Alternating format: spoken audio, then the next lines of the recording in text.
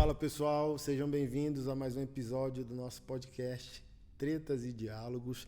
Lembrando que é um oferecimento do nosso Estúdio Global, onde você, ao entrar em contato com a gente ali pelo nosso Instagram, @Tretas e Diálogos, se você trabalha com fotografia ou filmagem, ou deseja fazer um podcast, um programa, uma live, sei lá, um devocional, um culto online, um ensaio fotográfico, a gente tem preços bem acessíveis ali. Procura o Carlito, que ele vai te ajudar nisso, tá bom? E no nosso episódio de hoje a gente tem a grata, oportunidade de receber duas jovens mulheres do Distrito Federal de Brasília. A gente trocou um papo rápido, tivemos a oportunidade de conversar rápido ali, 10, 20 minutos no encontro sobre política que a gente teve, E eu falei bem assim, eu sempre pontuo isso aqui nos nossos episódios, que talvez eu entrevistei mais mulheres do que homens, por inúmeros fatores, Eu gosto de ter essa percepção quando eu vejo uma mulher, independente da idade, forte, firme, posicionada, sabe, visionária, e eu falo, caramba, me marca e eu guardo, Gostei dessa pessoa e levo. E principalmente na sociedade onde a liderança masculina está totalmente vulnerabilizada pela ausência de referência, Então, para mim, como alguém que defende, prega masculinidade, é significativo, ver que mulheres hoje estão mais posicionadas que os homens e a gente precisa correr muito atrás do prejuízo. Então, para nós é um privilégio recebê-las. Acredito que vai ser muito significativo para aqueles que nos ouvem. Se apresentem, minhas amigas. Muito bem, prazer pessoal, eu sou a Ana Heloísa Barbosa, tenho 17 anos, estou terminando o ensino médio e meu sonho é fazer psicologia. Eu sempre costumo falar, eu adoro essa coisa das emoções, do ser humano, da complexidade do ser, é tudo, assim, é tão lindo mergulhar nisso, sabe? E, bem, falo dos meus gostos também? Fique à vontade. Tá bem, eu adoro ler sobre tudo, assim, na leitura a gente abre muita mente, Mergulhamos em oceanos tão... Ler de tudo? De tudo. Eu acho, as pessoas acham até engraçado, nossa, mas você não tem um gosto específico? Não, é ler de tudo mesmo. Porque quando a gente se fecha, eu gosto de ler sobre tal tema, então eu vou ler só sobre aquilo, a gente se fecha demais. Sim. A gente se restringe a nossa visão àquele pensamento, àquele tipo de coisa que você gosta. E acaba que a gente vai criando uma visão limitada, Empobrecida das coisas, Empobrecida. Bem assim mesmo. E eu adoro arte também. Tudo quanto é tipo de arte. Assim, arte é uma expressão muito bonita, E quando você vive fazendo arte, você vive com um tipo de graciosidade diferente. Assim, arte é vida pra mim. Eu gosto de dizer que a arte é Deus, por mais que Deus não seja arte.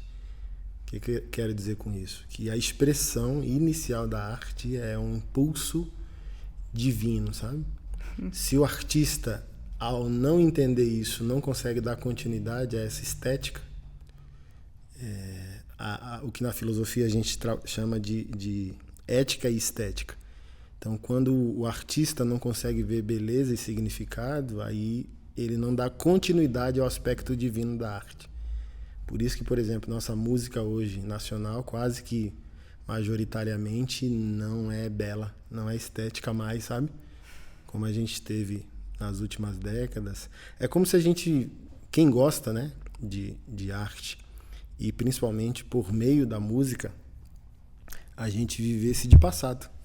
Deixa eu ir aqui no século 60, na década de 60, deixa eu ir aqui na década de 80, ouvir algo, sabe? Que toque o coração e tal.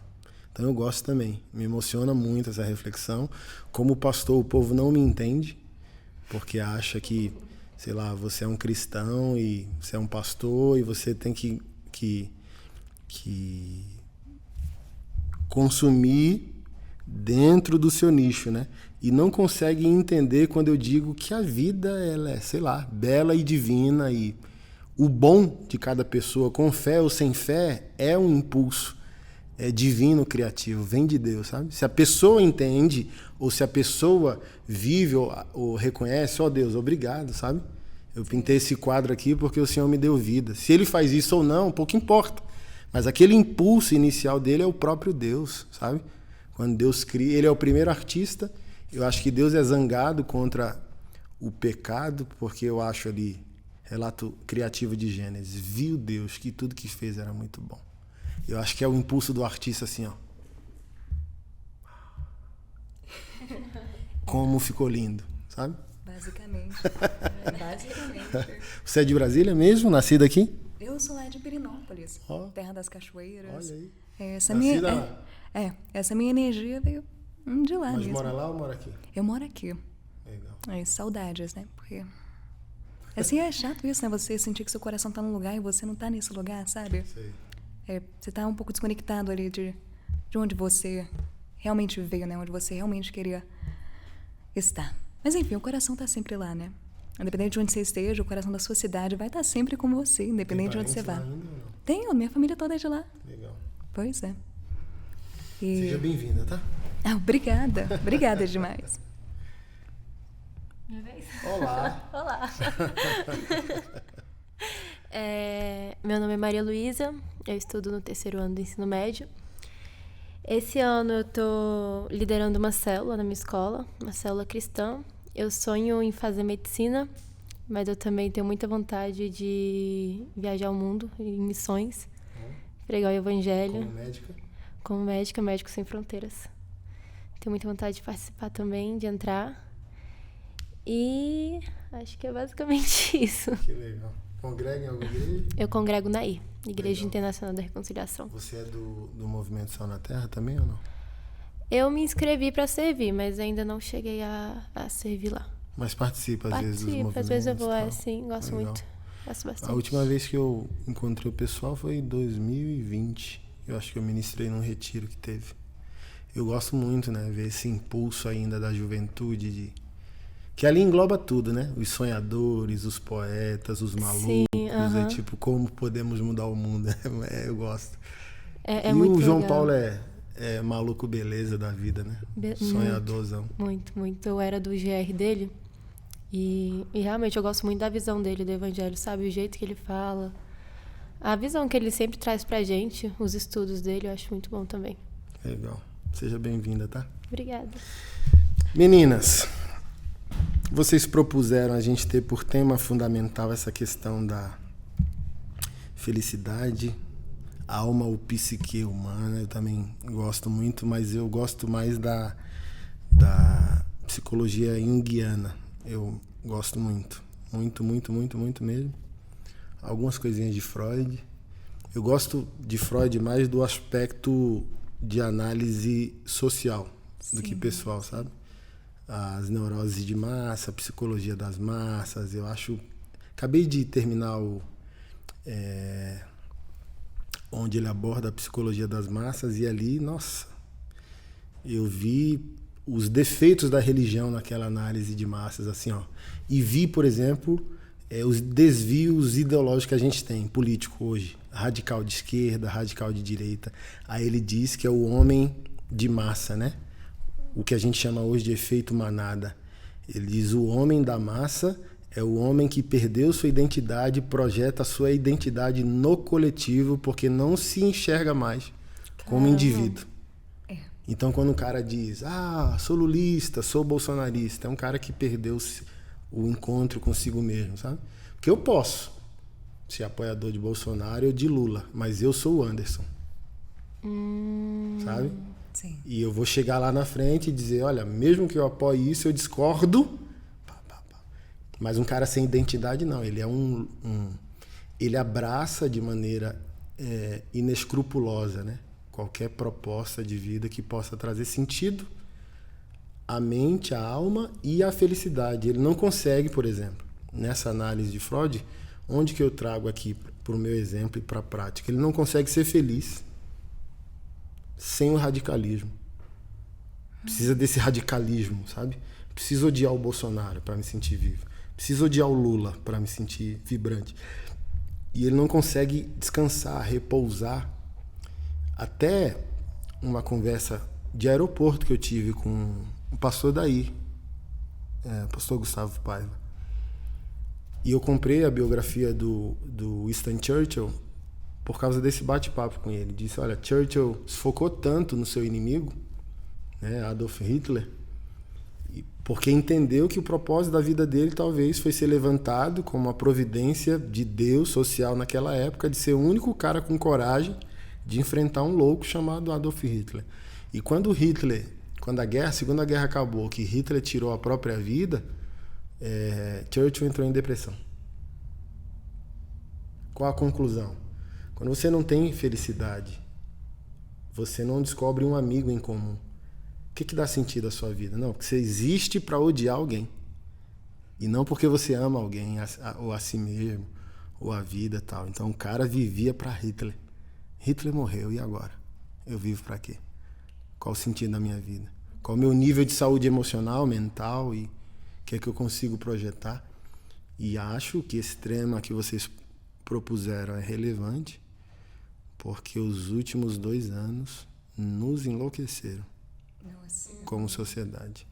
Mas o que vocês pensam e por que propuseram o tema? É bem pertinente, né? Hoje esse tema.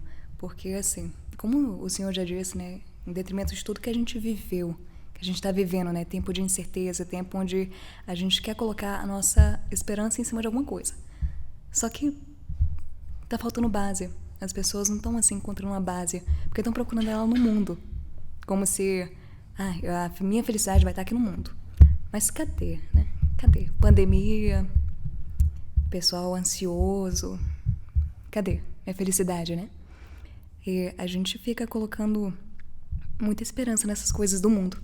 Mas não para pensar que a verdadeira felicidade está dentro. Assim, é uma fonte que vem de dentro. É uma água que jorra de dentro. Mas a gente está procurando fora. Assim... Ué. Só aumenta o buraco, né? Só aumenta o buraco. E assim, a gente não quer nem falar sobre a felicidade do momento. Tipo, ganhei na loteria, tô feliz. Eu fiz aquilo, tô feliz. Entende? É uma felicidade, assim, aquela plena. Aquela que cria raiz na tua alma mesmo. Não que você ganhou um presentinho aqui, presente de felicidade, legal, usei, brinquei, tchau. Claro que dizem, a felicidade é de momentos. Tem aquelas de momentos, que são aqueles picos, né? Aqueles extremos, como você já disse, uma alegria assim, extrema do momento. Mas aquela que permanece em você não é essa do momento. É aquela genuína, né? Aquela que você cultiva, aquela que você planta dentro de si e vê crescer de fato, sabe? Qual o caminho, assim, na sua visão, que a gente pode chegar a esse lugar de entendimento? Tá bom, entendi, tenho que traçar, mas isso é a vida ou isso é a intencionalidade? Eu percebi que eu não tenho, ou eu percebi que eu preciso ter. Qual o caminho? Quando a gente sente que precisa, a gente tá, nossa, tô precisando cultivar melhor. A gente precisa rever como é que a gente tá vivendo. Como é que você tá levando a vida? Você tá procurando o bem de espírito no mundo? Onde é que você tá buscando, sabe? E quando a gente começa a analisar isso, vamos vendo. Tá aqui a falha. Tô procurando fora. A partir do momento que a gente identifica isso, já é um caminho bem andado. Poxa, você identificou que tá alicerçando a sua felicidade, a sua paz em coisas do mundo. Opa, vamos rever isso daqui, né? E é muito sobre a maneira que a gente olha para as coisas, a maneira que você vive. Porque hoje mesmo, como eu estava falando com a Maria Luísa, as pessoas estão muito ansiosas. Assim, a ansiedade está fazendo parte do nosso dia a dia, nosso momento. Cada instante a gente está ansioso, preocupado com o depois. E a gente não se dá assim, o direito de simplesmente parar e ver como assim, coisas simples. Você vê ali uma plenitude, sabe? Algo que te traz uma... É o seu jeito de ver as coisas, o seu jeito de ver o mundo. E a ansiedade, ela cria uma lente que obstrui a visão para de fato, como as coisas são simples, as coisas são bonitas, simplesmente porque são. É aquela coisa. E a gente não para poder ver uma flor crescer. A gente não tem tempo. A ansiedade do dia a dia não nos permite. Mas separássemos para poder simplesmente ver uma flor crescer, a gente ia perceber, sentir e saber que as coisas mais bonitas, elas levam tempo. O cultivo da felicidade dentro da alma, no terreno da sua alma, ela leva tempo. Ela é um processo. Não é do momento. Eu quero ser feliz e pronto, acordei feliz já. Porque eu quero. É a força do querer. Pá! Um livro de aeroporto, né? 10 passos para a felicidade. Exatamente, exatamente. Então, assim, a gente tem que se dar a honra de fato, ver essa semente da felicidade brotar na alma. Sentir ali ela crescendo e ver e cuidar dela, de fato. E acho que fez sentido essa associação, né? Sim. Como se fosse a flor da felicidade. Você acha também, ou enxerga que... Tô com 41 anos, né? Antigamente, a má notícia demorava. Sabe? Eu ainda sou da época de internet de escada. Ainda sou da época que não tinha Spotify para você baixar um álbum. Isso tinha que ser 2 da manhã, porque era o melhor, tinha menos gente conectada e o download e upload mais eficaz, né? Então a gente ficava a madrugada inteira para baixar um álbum de uma banda que a gente gostava. Então, os problemas humanos sempre existiram. Para mim, qual é uma das análises que cooperam com o nosso adoecimento? Ansiedade e estresse. A autocomparação do encurtamento do mundo dentro de uma tela. Coloquei minha senha, ou minha digital, comecei a ficar ansioso. Porque comparo minha vida com a tua com a dela, meu resultado com o teu, teus ganhos com os meus, minhas perdas com as tuas perdas. E principalmente ser tocado de maneira doentia a projeção hologramada da vida falsa, sabe? Instagram, na sua parte majoritária, é a falsidade, a falsificação da nossa felicidade. Tem nada ruim no nosso feed, sabe? Só aquela pretensa desculpa que tá tudo bem, casamento de margarina, pá. E essa comparação, né, na época de digital influencers e por aí vai, eu acho que coopera muito, né? A autocomparação deixa ansioso, a gente não está produzindo, porque está mais reagindo do que criando, não tem essa solitude que fortalece esse encontro com o eu, que você bem colocou. Acho que Jung chama de caminho da individuação, foi estreitando esse eu mesmo até eureka. Descobri quem eu sou. Descobri minha identidade e quem descobre não precisa provar nada para ninguém, está feliz consigo mesmo.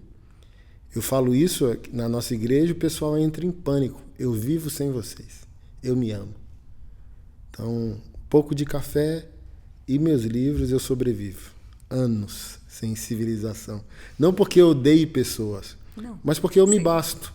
Eu me descobri, eu me amo. Eu não preciso de performance para ser amado. Não, eu me encontrei.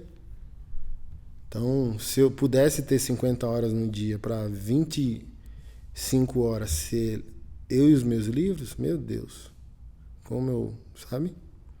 E as pessoas banalizam não vou dizer introspecção, mas eu só sou um presente para ti se eu sou um presente para mim. Eu só posso ser um presente para mim se eu me descobrir. E eu só posso me descobrir se eu levar tempo cavando para dentro, não para fora, sabe? Não tipo assim, peraí, nem cheirei essa flor, vou tirar uma foto dela. Não, fica lá, pô. Deixa um pouquinho aí o celular de lado e, sabe? Aquele pezinho na areia da praia, nem precisa entrar no mar, né? Só o pezinho na areia já é eletromagnético, as descargas ficam ali, a gente, Minha esposa fala isso, nossa, só o pezinho na areia, queria ir pra praia. Tomar um sol? Não, só o pé na areia. E a gente não consegue mais ver essa beleza. Você falou da flor. Mas podemos falar de qualquer processo embrionário da vida. A gente quer os 3 minutos do micro-ondas, sabe? Deixa eu ser feliz. Deixa eu ser feliz no namoro. Deixa eu ser feliz no sexo. Deixa eu ser feliz no casamento. Não, cara. Antes de qualquer encontro coletivo, a felicidade é um encontro individual. Com certeza. Então, você se torna ou um problema ou uma solução ao mundo depois desse encontro ou desse desencontro. Mas a gente falou muito. Nossa, tem muito a se falar desse tema, muito. O que tu pensas? Sobre esse assunto? Eu acredito que muitas vezes a gente está vivendo tão no automático que, como a Ana falou, quando a gente para, a gente começa a perceber os problemas que a gente tem. Só que a gente está há tanto tempo nesse automático que a gente não parou para reparar isso, sabe? E como o senhor comentou, do caminho indo estreito, chega uma hora que você precisa parar para se conhecer, para entender os seus pensamentos, os seus gostos. Você falou que o que você precisa ali é um café e os seus livros. Por exemplo, o que eu preciso ali acho que é o pôr do sol e o café também, porque... Ninguém é de ferro. Não dá. Né? Café também dá pra ficar sem café. E eu acredito muito nisso, sabe? Da gente olhar pra dentro, pra gente ter um tempo com nós mesmos. No início da pandemia, eu tive muita crise de identidade. Chegava uma hora do dia, tipo assim, umas 5 horas da tarde, 6 horas da tarde, depois de ter feito tanta coisa durante o dia que eu parava e eu ficava muito tensa, sem saber quem eu sou. E eu ficava nesse pensamento de, tipo assim, eu tô vivendo tão automático, tão pra escola, ajudar minha mãe no trabalho, ajudar minha irmã nos afazeres, que eu tava vivendo só disso, eu não tava pensando em mim, sabe? E aí chegava uma hora do dia que eu parava e que eu ficava muito tensa. Eu ficava quem eu sou. E eu ficava com esse pensamento de, meu nome é Maria Luísa, mas eu não sei do que eu gosto. Eu não sei as coisas que eu gosto de fazer, eu não me conheço. E aí, nesse processo, eu comecei a pensar mais em mim, sabe? Claro que eu continuei ajudando a minha mãe, minha irmã, só que ao invés de ir no automático, eu aproveitava os momentos, sabe? Não deixava ali uma rotina dura a se fazer. Eu reparava na rotina o que eu gostava de fazer, o que eu estava me descobrindo nessa rotina, sabe? E também com a ajuda de orações. Eu gostava muito de orar, de entrar no meu quarto e ter ali um momento com Deus. Isso sempre foi algo que eu gostei muito, porque também era uma forma de eu me conhecer. E através disso, Jesus foi me mostrando ao longo do dia situações tipo assim, calma, olha pra isso, sabe? Repara nisso. E aí, olha como isso é bonito. Igual a flor, por exemplo. Olha essa flor aqui, como ela é bonita. Às vezes você tá andando ali, olha a pintura desse copo, dessa caneca, nas coisinhas simples, sabe? E eu fui descobrindo como eu gosto de arte, por exemplo, como eu amo ver o pôr do sol, como eu amo cultura. Eu sou apaixonada por cultura, lugares novos, conhecer gente nova. E eu acredito que é isso. É você ter ali um momento pra você. E também não parar a sua rotina, porque, querendo ou não, a gente sempre tem uma rotina a ser seguida. Uhum. Mas durante essa rotina, você olhar no que você se identifica, no que você gosta, não ir tudo rápido, sabe, com pressa, pensando em cumprir metas, mas aproveitando o processo para se conhecer. Mecânico, eu acho, às vezes até, né,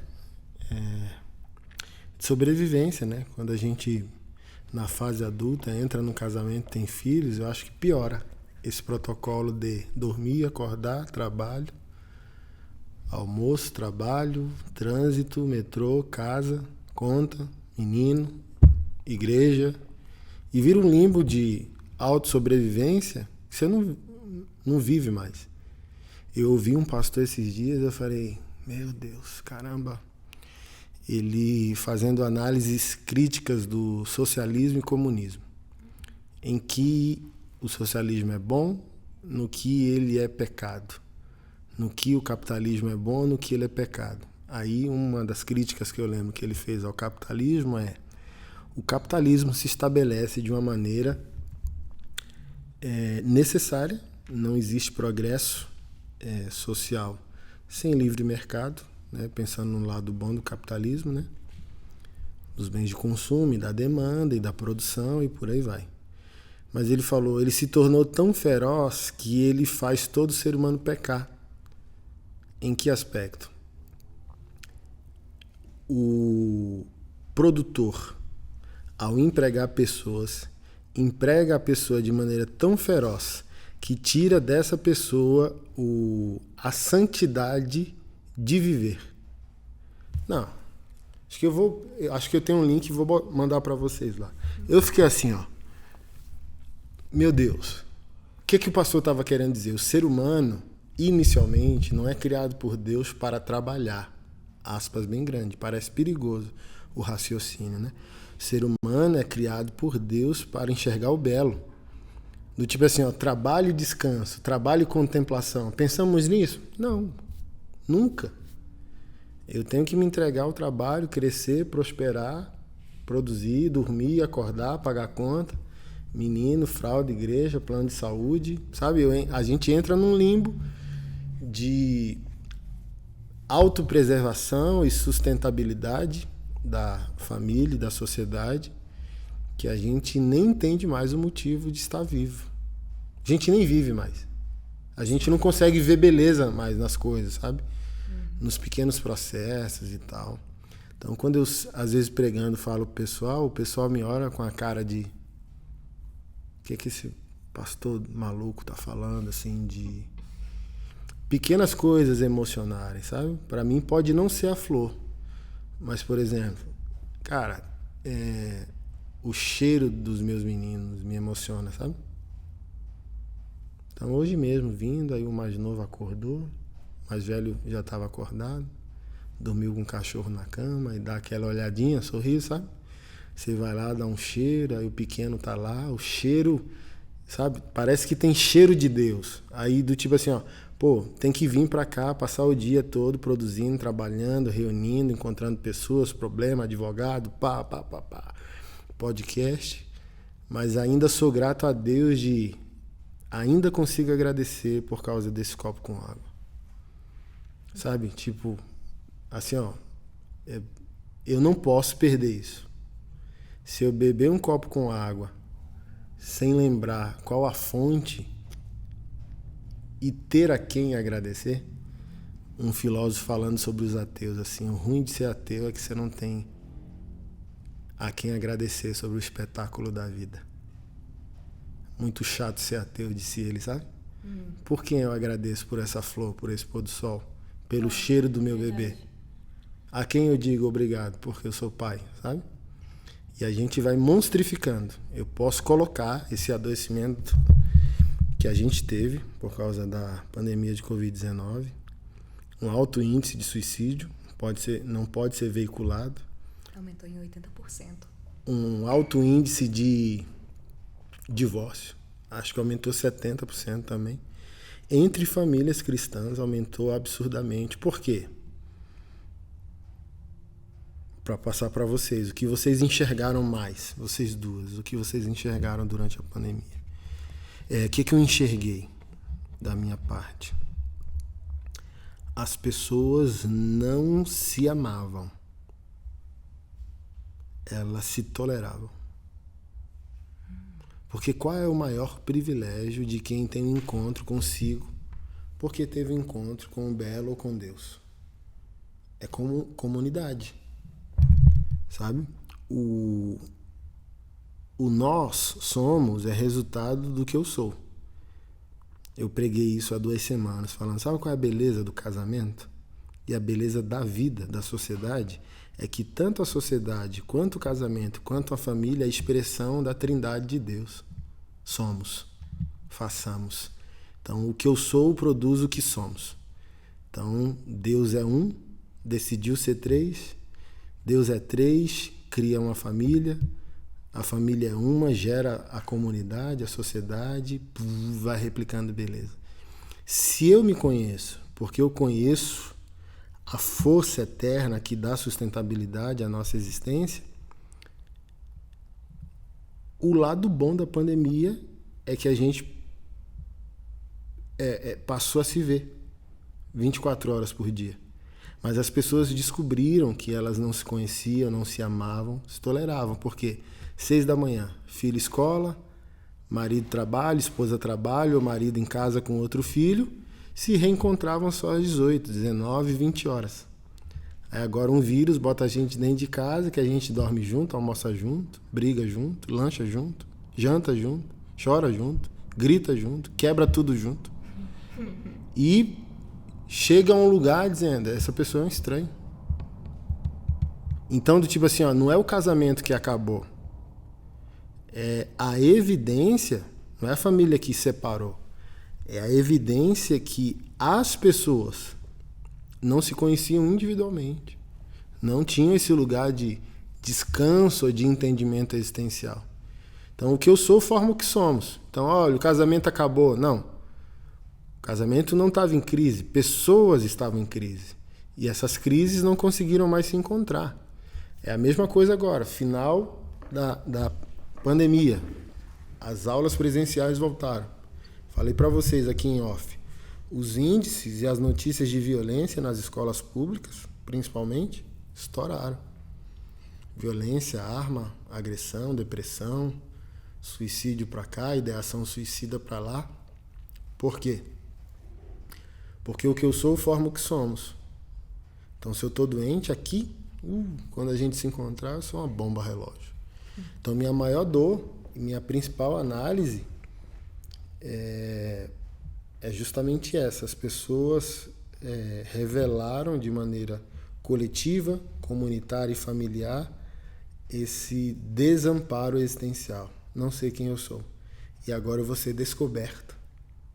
No convívio 24 horas com a minha família, finalmente vão descobrir, infelizmente, o que eu esqueci de ser. Sabe? Nossa, profundo esse marido que de fato não ama a esposa, só tolera, é provedor, mas talvez tenha uma vida dupla, tal, ele foi empurrado a voltar para casa e olhar no espelho existencial. E as pessoas se descobriram de maneira instável, né? Perguntaram para minha esposa, e aí, como que vocês estão administrando a crise da pandemia? É o que somos, uma família, tá tranquilo pra gente. Sabe? A contemplação da estética por meio da arte, a música me salvou, sabe? Durante. Até meus cachorros, eu era meio assim, sabe? Travadão, a gente tem 5 cachorros, aí fazia crítica a pai de pet, aí minha esposa falou, eu vou te gravar, fica falando de mãe de pet por aí, virou avô de pet, nem pai de pet é mais, sabe? Cachorrinho no colo, botando comida na boca do cachorro. E é justamente isso. As crises nos denunciam publicamente, mas não é um problema social, igreja, religião, família, não. O problema é o indivíduo sem esse lugar de autoencontro, de autopercepção, de autoanálise, de autocrítica, sabe? E o que eu enxerguei, e por isso, por volta e meia por onde eu vou, eu passo a ensinar, o que você enxergou? Enxerguei isso aqui. O ser humano não soube voltar para casa, porque não sabe quem é. O que vocês enxergaram? A maior, maior dor, a maior visão que vocês tiveram ou o maior aprendizado que vocês tiveram durante essa pandemia? Sabe, como a Maria disse, a gente estava vivendo de um jeito muito mecânico. Tem muita gente vivendo assim até hoje, né? Mas como na produção do Charlie Chaplin em Tempos Modernos, vocês conhecem? Sim. Ele tava num jeito tão mecânico, tava fazendo as coisas de um jeito tão automático que perdeu a graça. Ele ficou doido. A gente tava todo mundo doido. Vivendo assim no automático, fazendo tudo porque, eu sempre faço isso, eu sempre vivi assim, eu vou manter nesse ritmo, né? E daí veio a pandemia e a gente, opa, esse ritmo mecânico aqui não vai seguir, né? Então a gente voltou um pouco a fita para poder, de fato, ver o que eu tô fazendo. E veio essa de crise existencial, né? A gente começou a questionar. Quem sou eu? Fora daquele sistema que eu vivia.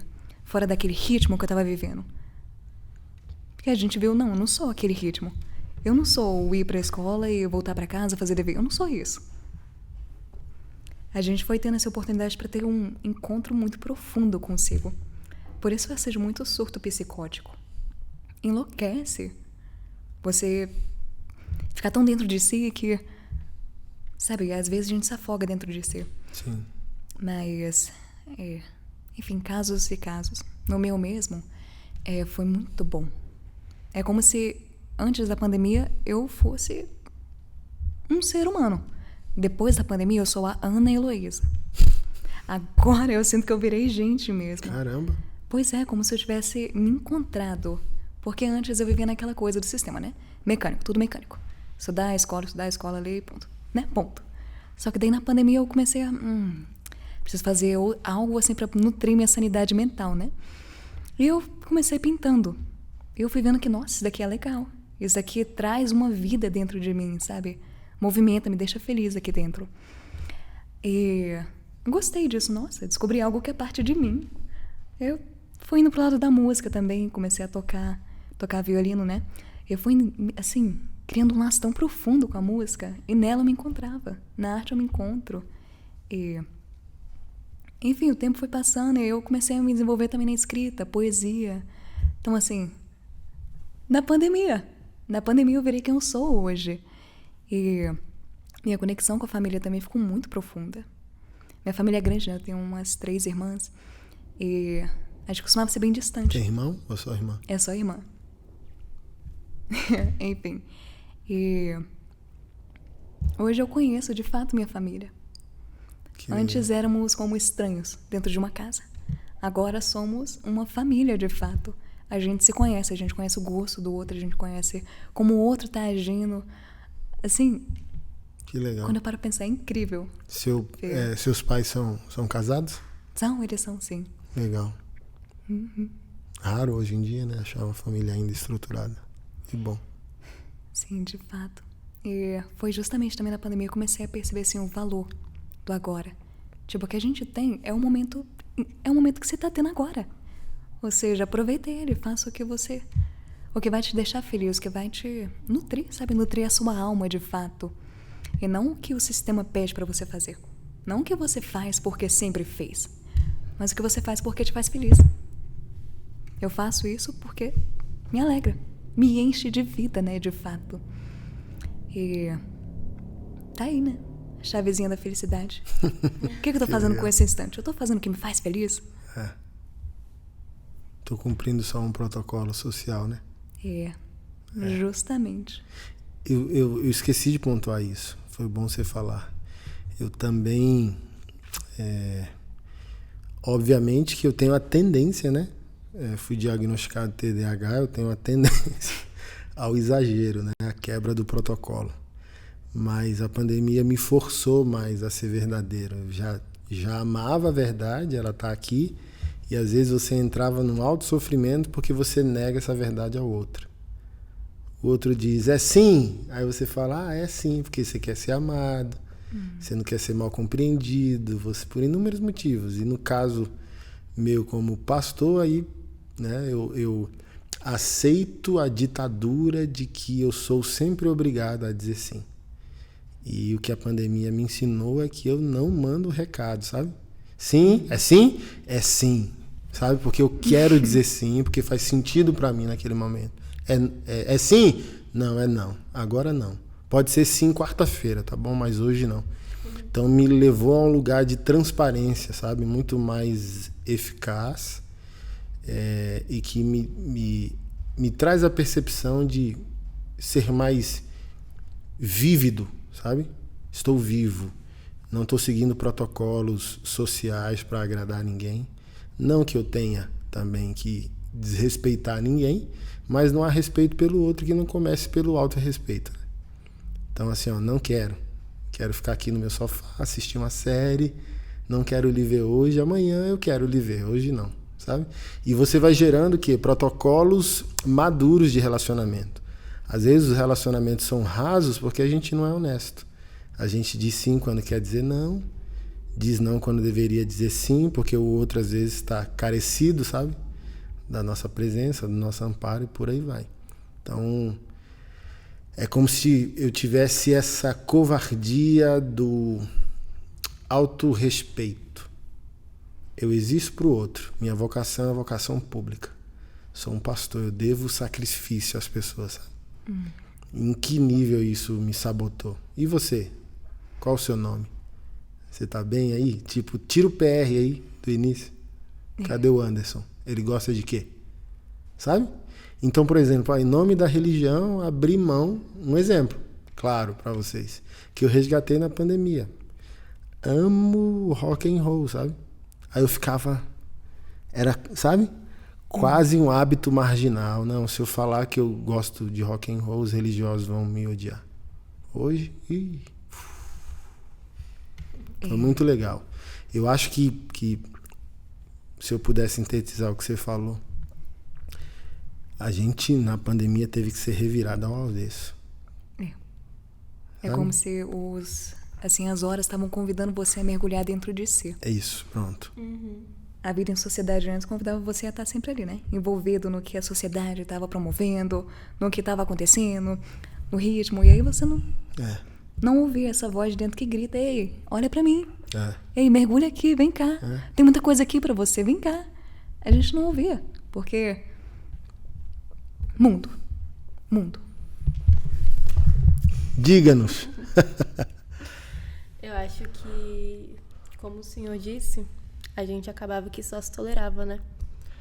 Eu, antes da pandemia, também era outra pessoa. Era uma pessoa e depois da pandemia, Maria Luísa. Mas antes da pandemia, por exemplo, em questão de família, lá em casa, é só eu, minha mãe e minha irmã. Meu pai faleceu quando eu tinha 9 anos. E aí, eu não gostava muito de ficar com minha família, sabe? Eu preferia passar o dia na escola, ficar até umas 6, 7 horas e voltar à noite pra casa. Mas a pandemia foi um tempo ali de transformação. Foi no início da pandemia, já em abril, eu me converti. E aí foi um tempo onde eu comecei a passar por um processo, sabe? De conhecimento e também de reparação de erros. Eu percebi o quanto eu era ingrata com a minha família, o quanto eu deixava de lado os momentos, sabe? Se tivesse ali alguma coisa para fazer com meus amigos e um simples almoço assim com minha mãe e com minha irmã, eu saía e ia ficar com meus amigos, mas aí eu aprendi o quanto que era importante aquele momento na mesa, sabe? De estar conhecendo a minha mãe, de estar conhecendo a minha irmã. Tanto que na pandemia eu vi que eu não conhecia muito bem a minha mãe, nem minha irmã. Eu não tinha um hábito, né, de ficar muito com elas. Eu e minha irmã, a gente não era tão próximas. Hoje a gente é muito, muito próximas. Ela tá morando em Goiânia, mas algo que a gente desenvolveu foi conversa. A gente não conversava muito.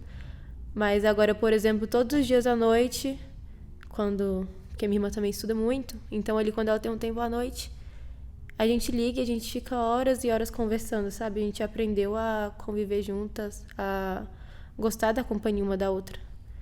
No caso, eu, né? Porque ela sempre estava ali tentando, mas eu estava sempre... Você é mais velha? Correndo, mais nova. E eu acredito que não só para mim, sabe? Eu acredito que para muita gente foi um tempo ali de se conhecer. Mas também eu percebi o quanto as pessoas ficaram em choque disso de ficar em casa, sabe? Porque o tanto de, por exemplo, festas clandestinas que tinham em uma pandemia mundial, sabe? Algo que estava sendo tão grave para algumas pessoas, mas mesmo assim as pessoas estavam tão nervosas, estavam tão agoniadas de ter aquele tempo de, acho que você entrar em casa e reparar os problemas e os erros, que estavam procurando algum refúgio, algum lugar para ir, sabe? Para tentar fugir daquilo. E eu acredito que foi isso. Foi um momento de conhecimento, sabe? Da gente saber quem a gente é, saber para onde a gente estava indo, né? Eu mesma mudei totalmente de rota antes da pandemia e agora.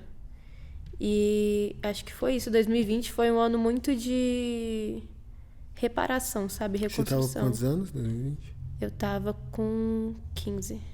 15 para 16, fiz 16. Foi um momento assim que eu tava descobrindo, sabe, coisas que eu precisava reparar. E em 2021 foi o tempo de reconstrução, onde eu aprendi o que eu precisava reparar, eu passei por alguns processos. E em 2021 eu tava tentando colocar em prática, sabe? Aprender a caminhar naquele novo caminho. E que me fazia bem. Eu olhei também muito quando eu era pequena. Eu era muito próxima da minha família. Quando eu era menor, eu acho que até meus 13 anos, 12, por aí. Eu era muito próxima e algo que a pandemia me levou foi a lembrar desses momentos, sabe? Quando eu era pequena. E eu vi o quanto eu precisava daquilo. O quanto eu precisava voltar a algumas práticas, sabe? O quanto eu precisava voltar a estar com a minha família. Coisas que eu não via, que eu passei a enxergar. Você acha que essa ruptura e o que você também chamou de ingratidão à minha família não é um privilégio seu, foi um privilégio seu, ou é esse limbo do que eles vão chamar, né, de o limbo da adolescência? Tá tudo bem e para ele não está, sabe?